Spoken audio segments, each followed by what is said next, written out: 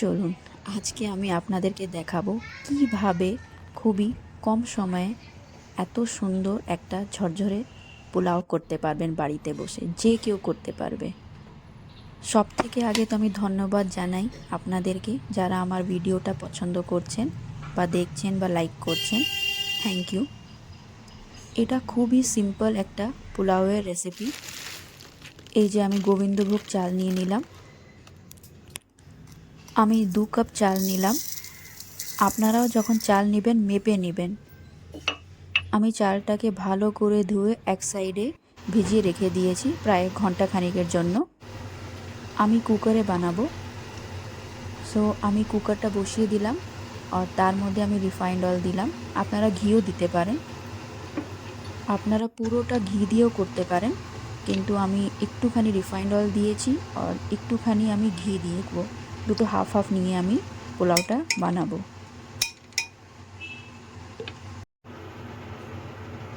এটা গরম হয়ে গেলেই আপনারা গরম মশলা দিয়ে দেবেন। গরম মশলাতে আপনি তেজপাতা, লবঙ্গ, গোলমরিচ, দারচিনি সব মিলিয়ে দিয়ে দিবেন।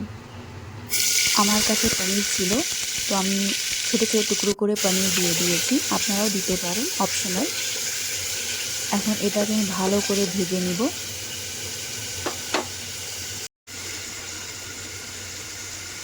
এখন আমি এটাতে একটু হলুদ দিয়ে দিব। আমি কাজু আর কিশমিশ আগে থেকে একটু ভিজিয়ে রেখে দিয়েছিলাম, ওটা দিয়ে দিলাম।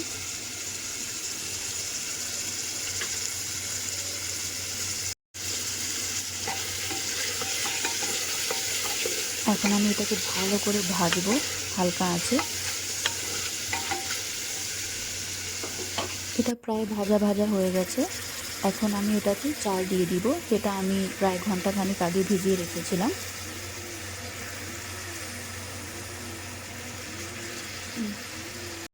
এখন আমি এটাতে একটু লবণ দিয়ে দিব, আপনারা আপনার হিসাবে লবণটা দিবেন, যে যেরকম খায়।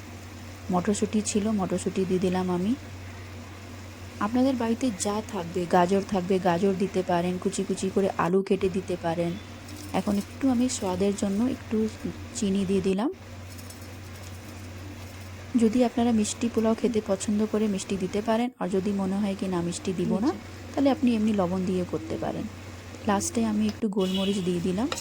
এখন এটাকে ভালো করে মিশিয়ে নেব, যেন পুরো ভালো করে মিশিয়ে যায়।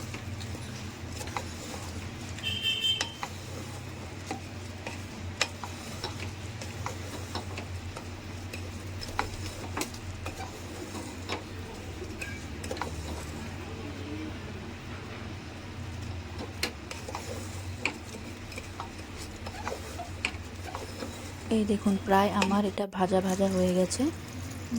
এখন এটাতে আমি জলটাকে অ্যাড করব। জলের মাপটা একদম ঠিক রাখবেন। যদি 2 কাপ চাল নিয়েছেন তো 4 কাপ জল দিবেন, আর যদি 3 কাপ চাল নিচ্ছেন তো 3 কাপ জল দিবেন। ঠান্ডা জলই দিবেন, গরম জল দিবেন না। সো এখন আমি কুকারটা বন্ধ করলাম আর মিডিয়াম ফ্লেমে রেখে দিয়েছি। আমার একটা সিটি পড়ে গেছে।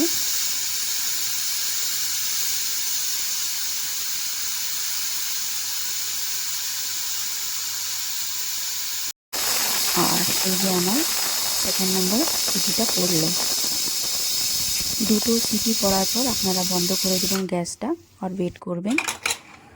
পুরোটা ঠান্ডা হওয়ার পরই কুকারটা খুলবেন।